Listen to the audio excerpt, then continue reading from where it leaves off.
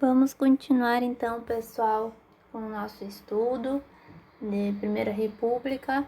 Vamos para a República Oligárquica. República Oligárquica que também ficou conhecida como a República dos Coronéis.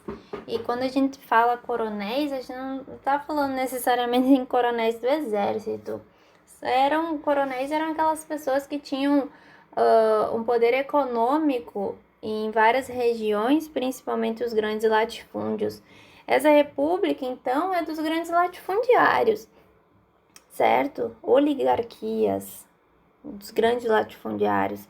Então, ela inicia em 1894 com a eleição, lembra? Com a primeira eleição para presidente. Então, nosso primeiro presidente é Prudente de Moraes. E vai até 1930 com o golpe de Vargas. Destaquei aí para vocês 3 eixos: o eixo nacional, estadual e local. Então, dá início à política café com leite, coloquei entre parênteses ali para vocês São Paulo e Minas Gerais, mas lembrando que não era especificamente somente o estado de São Paulo e Minas Gerais, e sim o Partido Republicano Paulista e o Partido Republicano Mineiro.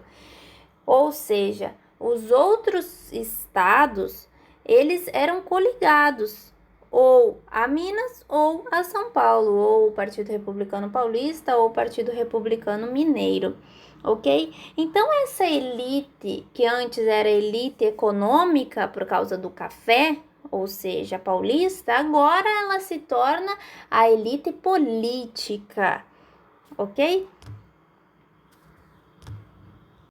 Aí vocês vão me perguntar, mas por que São Paulo e por que Minas? Primeiro, São Paulo tinha nas mãos, ou seja, o berço da economia brasileira na época estava concentrado em São Paulo, os grandes latifúndios de café estavam em São Paulo.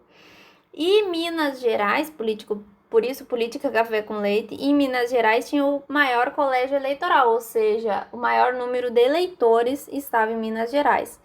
Em Minas Gerais, sim, produtor de café também, porém com grande demanda de gado.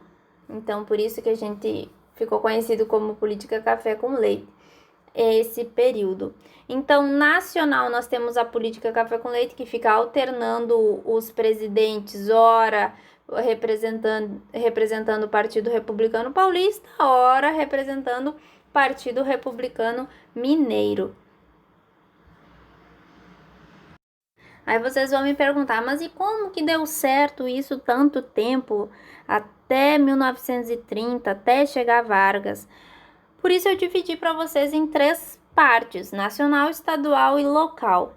No âmbito estadual, nós temos a política dos governadores, ou seja, trocas de favores com o presidente, falando assim, para ficar mais claro para vocês. Porém, eu coloquei em verde aí, Comissão Verificadora dos Poderes. O que era isso? Seria uma comissão, principalmente nas eleições de deputados. Por quê? Porque os presidentes, eles precisam do apoio do legislativo para governar. Eles não governam sozinhos. Então, no estado era organizada a chamada degola. O que era isso?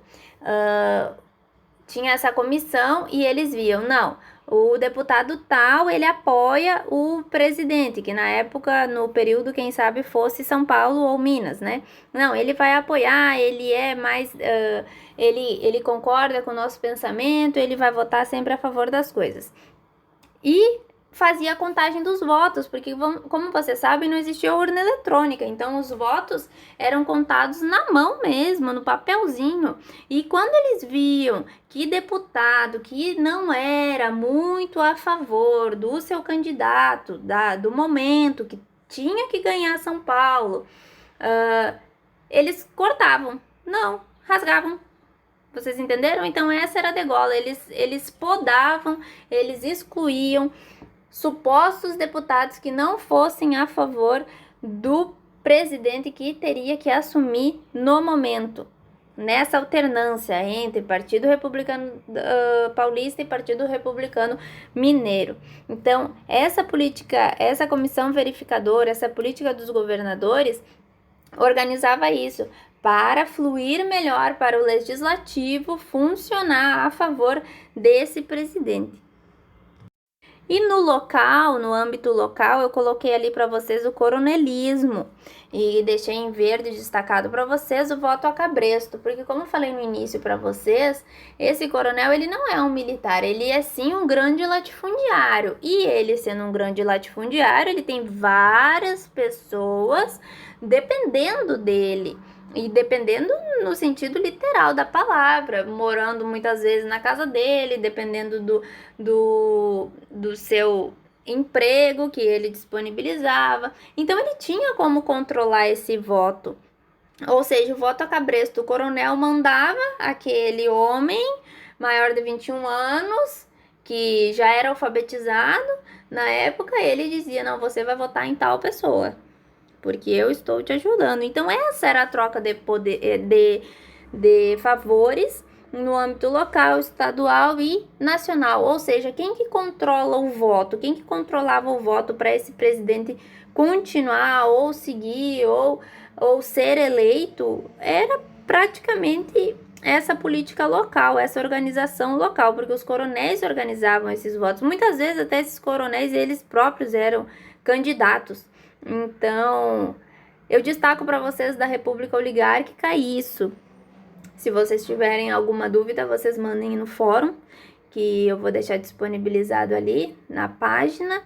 Então, a República Oligárquica, a República das Oligarquias, dos grandes latifúndios, dos latifundiários, do café, que o produto principal é o café, e o que vai dar fim a essa República Oligárquica numa maneira direta ou indiretamente é o café. Então, para vocês terem claro que Getúlio Vargas vai chegar no poder por causa de uma crise que vai acontecer, devido também ao café, ok?